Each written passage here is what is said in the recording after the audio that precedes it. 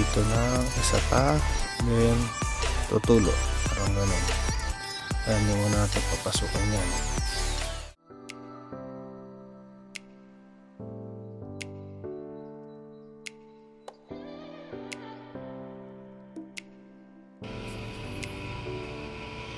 Welcome guys, tara pag-usapan natin ang price action ng BTC. Bali, paalala ko lang ha, this is not financial advice, this is educational purposes only. Gusto ko lang i-share sa inyo yung mga knowledge at kung how I analyze the trend and the market based on the chart natin sa daily. Yun nga, diba, lagi ko sinasabi sa inyo na tutulo talaga tayo dahil andun tayo sa tatlo natin resistance, then rejected tayo doon sa tatlo natin resistance at hindi tayo tumagos doon sa diagonal resistance natin. Diba, sabi ko sa inyo before na possible na babalikan natin to, then bounce, then babalikan ng 328 natin, 382s. Then papasok na ba tayo dito sa gameplay natin? Hindi pa. Bakit hindi? So, diba, sabi ko sa inyo, hintayin natin yung scene of the crime. Scene of the crime, babounce back, then reject, then tutulo. Yun yung hintayin natin. Hindi pa tayo pumapasok din ng short dahil hindi pa na natin nakikita yung scene of the crime.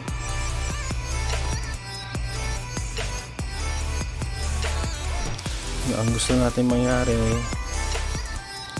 magkaroon dito ng isa pa, then tutulo, parang ganun. Kaya hindi mo natin papasukin yan.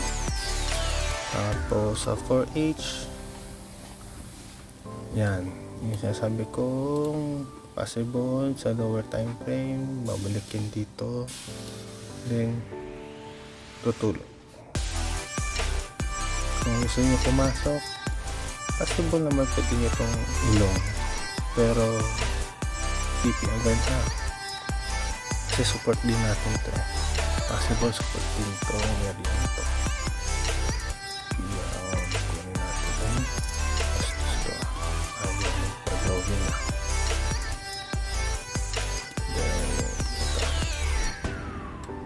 Natin yan, immediate support sa lower time frame sa 4H.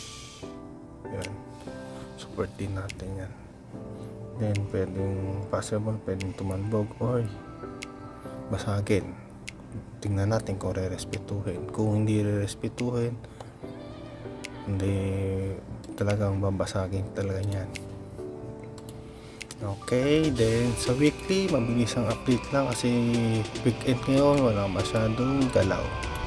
Kaya ang market ay manipis. Kaya be conscious ha. Still, nakikita ko sa weekly, going tayo trend line ha. Ayun. Yung sa trend line natin, once na nabasag natin dito, change of trend na tayo ha. Magiging bearish talaga tayo ha. Talagang kasi kung di tayo tutulo dito sa trendline na ginawa natin, yan itong magiging possible mangyari.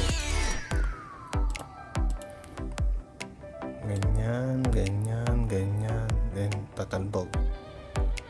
Kasi yun yung uptrend pa rin once na hindi tayo naging ganon.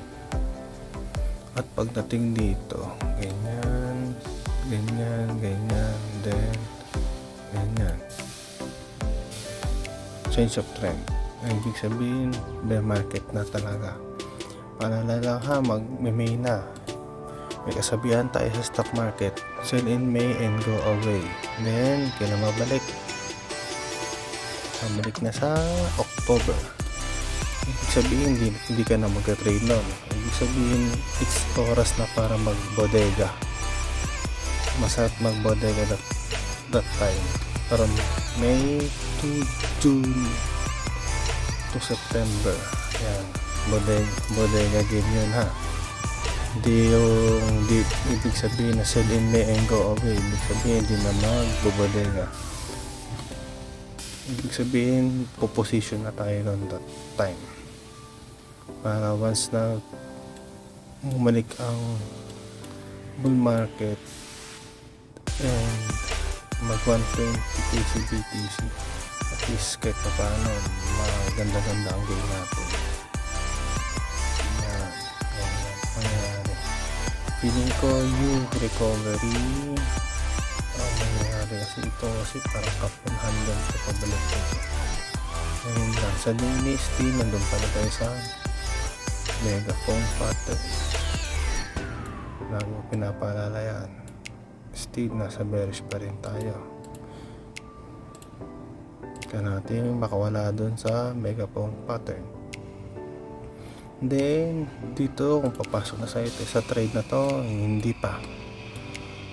Laging tandaan, kailangan natin ng isa pang confirmation, isa pang kandila or scene of the crime.